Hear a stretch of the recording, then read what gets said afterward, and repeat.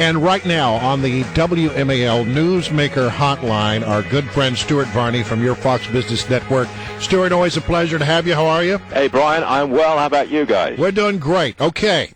Help us separate fact from fiction, because the president was for the sequester, and now he's against it. He says that if we go forward with the sequester, all manner of dire things will happen. Yet other people say, well, it's 1.25% of our federal budget. It's not that big a deal. Which is truth and which is fiction? I find it incredible that we only wish to cut 2.3% out of a $3.6 trillion a year budget, and the sky falls. We are threatened with the exertion of maximum pain. Now, I'm not going to answer your question, what's fact and what's fiction, because there's an awful lot of spin going on here. Right. But it seems incredible to me, and I think it will be incredible to the rating agencies, that we cannot cut just 2.3% out of a gigantic budget without going to paroxysms of despair. What are the ratings people going to make of this? Paroxysms, what can we ever cut? Paroxysms of despair? Wow. That's what sets Stuart Varney apart. But Stuart, listen, do you agree with Larry Kudlow, who says that these cuts, though, you're hearing all of these histrionics about how it's going to kill the economy, he actually says that these sequestration cuts could be a pro-growth policy. The economy could actually get stronger because of the cuts. How does that work? Actually, I agree with Larry. He's a good friend of mine. I know him well, and I think in this case, he may well be right. If we show determination to get to grips with our deficit by any way possible, in this case sequester, if we show determination to attack this debt problem, I think that makes our standing in the world and the standing of our economy go up. We are serious about coming to grips with the biggest problem that we face. Now, short term, I'm sure the stock market will go down. Very likely it will go down. But in the longer term, if we show that determination, I think it's good for the economy. It sends a message to the private sector that we are prepared to put the government on austerity, and maybe we're prepared to let the private sector let it loose. Okay, so that's the way a government can send the message about the economy. Here's something in the private sector that I think is sending a message. Last year, Walmart had same-store sales in the U.S. up 1.5%. This time now, 1 year later, down 1%. That's a 2.5% swing in the largest retailer in America. What does that foretell? Walmart is more than just one company. Walmart is a key economic indicator. Largest retailer in the world, biggest retailer in America, huge employer. They just reported that they took in $1 billion less in the latest reporting period. Now, that's not a great deal of money in the great scheme of things, but it means that consumers are not lavishing their money at Walmart, even though you've got higher gas prices and a bigger tax bite. You'd think people would run to Walmart in that instance. Well, they're not. And that's an economic indicator. It suggests the economy is as weak as we thought it was. Not good news. All right, speaking of not good news, the Dow yesterday dropped 100 points.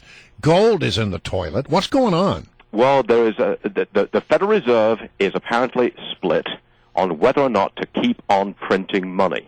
The stock market, the price of oil, and gold all did well because Ben Bernanke is printing up trillions of dollars. If he stops, and there is a possibility that at some point he'll have to stop at some point, but with a split Federal Reserve, maybe he'll stop the printing earlier than we thought. That sends everything down. By the way, gold's down again today. Oil's down again. Stocks will open down again today. It's all about Ben. How much is he going to print, and when's he going to quit? And what about gas prices? Gas prices are up again today. Now it's $3.78. The national average for regular, up close to 50 cents this calendar year. But I suspect that gas price spike is about to peak out. Underlying price of oil, $93 this morning. That does not suggest that the gas price spike has much further to go. Oil is down, gas prices are up. Explain this to me. This doesn't sound like the market at work. Is this because of anticipated regulations? It's the market for gasoline, not the market for oil. What we've got at the moment, and we're producing this gas price spike, is a refining problem. There are 100 different blends of gas in the United States. and it varies from jurisdiction to jurisdiction. And you've got this switchover from winter blends to summer blends. You have to take some refineries out of service. That takes some gasoline off the market, so up goes the price. My colleague Eric Bolling says, and he's an oil trader in the past, he says, look, if you did away with all these different 100 blends and just had one blend for winter, one blend for summer, the price of gas would come down by $1 a gallon. Well, we ought to do that. That's just common sense. All right, we just had on Congressman Mike Rogers, chairman of the House Intelligence Committee. We asked him about the Chinese hacking story, and he says what this really is, in many ways, is an attempt to steal intellectual property from U.S. companies. That's precisely what it is. Is it an act of war? Well, I'll ask the constitutional scholars that one. But the chairman is absolutely right. This is an attempt to steal intellectual information, intellectual property. It's a direct, and plus, it's a form of espionage. They now want to find out how Washington works. So they hack into Washington's computers, private sector, public sector, and figure out the flow of power, how things work. That's a nice piece of espionage if you can get it, and apparently they got it. Stuart Varney, of course, the host of Varney and Company on Fox Business every weekday at 9:20. Stuart, I don't know why I like to bait you into juicy quotes about Piers Morgan, but I'm going to do it one more time.